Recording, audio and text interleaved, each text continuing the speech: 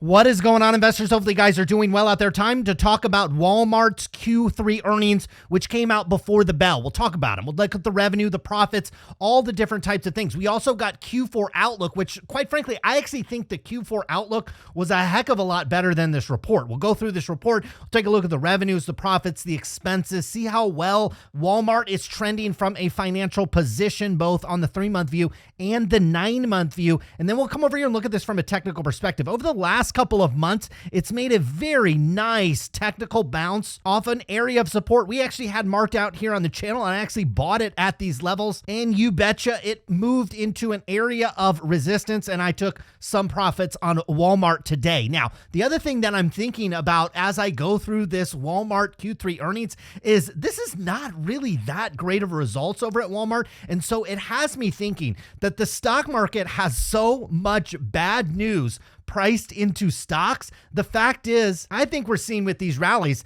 that maybe it was a little overdone with that bad news. Now, speaking of those Q3 results, those came out again before the bell. We had revenues coming in at about $152.8 billion. Wall Street was expecting a number closer to 146. So hello, revenue growth up 8% year over year. But obviously inflation has a little bit to do with that. The fact that everything's like 8% more year over year. So you're getting some benefit that, but it did beat expectations by about $6 billion. They also beat on kind of a non-GAAP EPS side by about 18 cents. But I'll show you from an operating perspective, actually a pretty disappointing quarter from Walmart. But that's not the full story with these earnings, and we'll go through them here in a moment. It really was this Q4 outlook. Net sales growth in the Q4 expected to be about 5.5%. Wall Street was expecting a number maybe closer to 4%. So we should actually have relatively strong mid-single digit year-over-year growth on those revenues. Again, Wall Street not expecting that high of a number.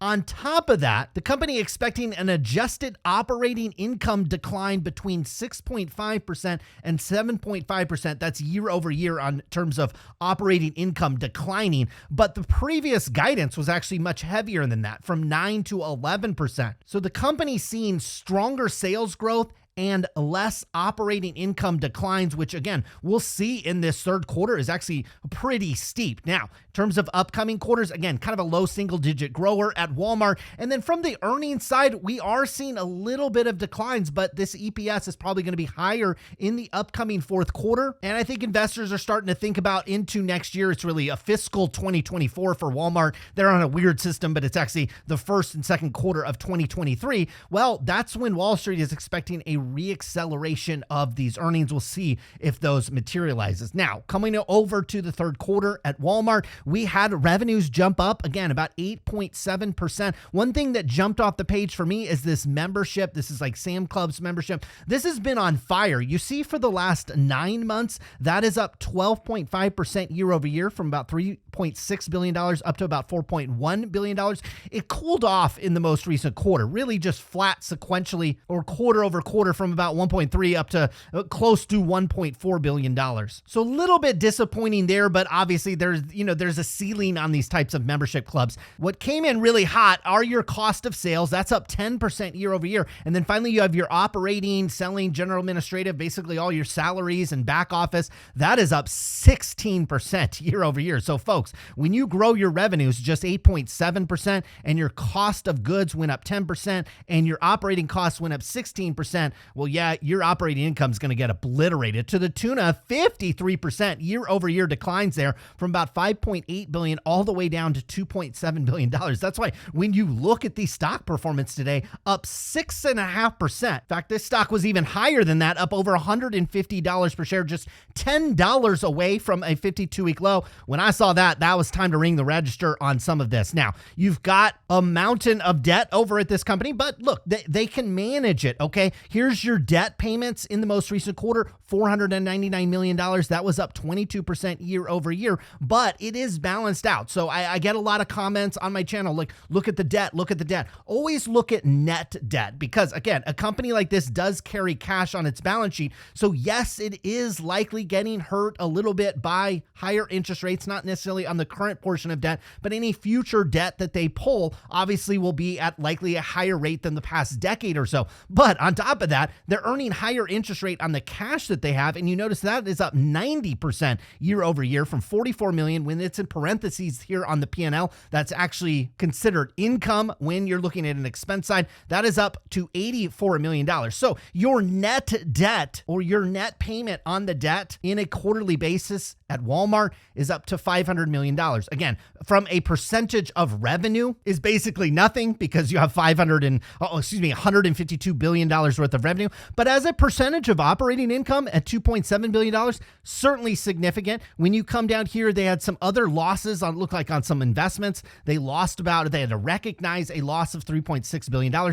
So you pull down to a net income number that's actually negative to the tune of $1.8 billion, negative 66 cents in earnings. That's why they posted kind of an adjusted EPS line on the top of their press release to the tune of $1.50 share. That is going to strip out this loss on some kind of equity investment, it appears. So overall, this quarter, not good, in my opinion, from Walmart, but it just shows you the stock market had so much negativity and so much negative news priced into the market that it results like this. And really, it's this upside Q4 where you're getting a higher than expected revenue growth and lower than expected income from operation declines. That is what's drove the stock, in my opinion, higher today. Now, when you come over here to the balance sheet, cash is down. Cash is down from the beginning of the year. Cash is down from last year, where you had the tune of $16 billion. Now you're closer to $11.6 billion. What's also up considerably are these inventory numbers. And I really like that Walmart gives us a year-over-year view and not just a 9-month window on those inventories. Last year at this time,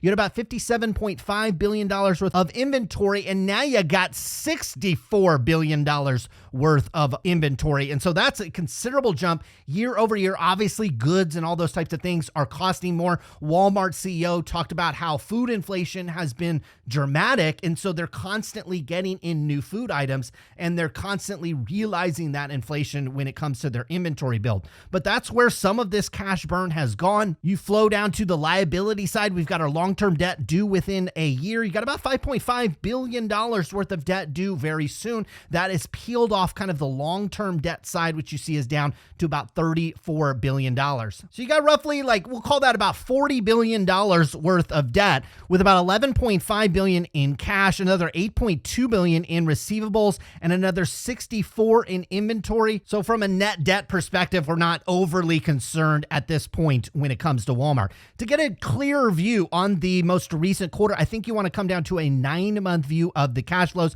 You pull down a net income number, which is basically cut in half over the last year. Last year, you had about $10.3 billion worth of net income. This year, all the way down to $5.5 billion. Now, you get to add back in things like depreciation and amortization, but really it's these net unrealized or realized losses on some kind of equity investment. That was just $1.8 billion last year. It accelerated quite a bit to $5.6 billion, with a lot of that realized in the most recent quarter. So you flow back through all of these types of add backs and subtractions, and you get to the net cash provided by operating Walmart, and you see it's relatively flat year over year. It is down from about $16.3 billion down to about $15.7 billion. But when you looked at the operating statement, it paints a pretty ugly story. The fact that your operating income over the last 9 months is down 25%, your revenues are just up 6.5%, and your net income is down 46%. When you come down to cash flows, you understand that actually just operating Walmart and Walmart.com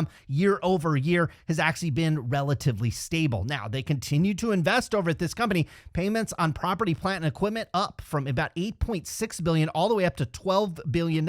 So here's your $15.7 billion worth of positive cash flow operating the business. Well, boom, $12 billion of it flows out the door just on property, plant, and equipment. They continue to pay dividends at Walmart to the tune of $4.6 billion in the most recent quarter. They continue to buy back the stock as well, $8.7 billion. They pulled on some long-term debt to the tune of about $4.9 billion. They had some short-term borrowings up about $6.4 billion. They repaid a little bit of debt to the tune of $1.4 billion. So all of this in totality meant that the net decrease in cash year over year at Walmart was to the tune of $3.2 billion, actually a little bit less than last year. They burned through about $3.5 billion. Again, this is on a 9-month basis. And again, most of that cash burn coming from buying back the shares of Walmart and purchases of property, plant, and equipment. That's over $20 billion over the last 9 months on its own. Now, one thing to keep in mind when we're looking at any of these multinational companies, obviously over the last year, the dollar has really strengthened in relation to a lot of other currencies that these companies do business in. So if you factor in a constant currency, the growth rate on those revenues a little bit stronger. This is why when you see the dollar start to weaken, that is absolutely beneficial for many or most of these multinational companies, which have been absolutely getting destroyed on the stronger dollar news. Now, from a technical perspective, Walmart's very predictable, folks. Okay, we've got a long-term trend in really since a 2016 level. That's represented by this purple line. And when this stock kind of gapped and skipped down earlier this year, I started accumulating a few more shares, really looking for kind of a shorter term bounce. It took a little bit longer to materialize than I thought, but this purple trend line is absolutely intact. Now, what I believe is probably also intact is actually this resistance level up here, right about $150 per share. And the stock touched it today, and I essentially peeled off some of the Walmart stock that I accumulated earlier this year. Now, this isn't a tax-free account, an IRA account, so you have to factor that in if you're trading this stock or selling this stock and realizing gains, short-term gains, especially in a taxable account. But my belief is these results weren't strong enough to really push this stock up and over to all-time highs, up over $160 per share. It's my belief we get kind of rejected in this area and then we pull back. We could pull back to this kind of intermediate trend line. It would just be a couple of dollars. My guess is you get a steeper pullback in this one. You probably will look at this one south of probably $140 per share if it happens in the shorter term. That's probably where I'd have some interest with Walmart. And just on top of that, we have just basically gone sideways from about October of 2019 at about $120 per share up to about $150 per share. We're kind of in a $30 trading range with Walmart. And if you want to accumulate this stock for the longer term or maybe even shorter term trades, you want to get it kind of south of this 130, 140 range, if at all possible. That was Walmart's Q3. It wasn't that great, but the Q4 guidance actually shows us that a lot of people's negative sentiment on this market is probably actually a little overblown and it's not proven in the numbers. And it's most people's thesis that inflation has peaked and the Federal Reserve, while they'll continue to raise rates, most of that is already priced into the bond market and the stock market, and a pause or the anticipation of the Fed pausing will absolutely be good for stocks. And on top of that, you've got that dollar starting to retreat a little bit, and that helps these multinational companies. Hopefully, guys enjoyed today's video. I'll be back again soon with more. Good luck with your investments.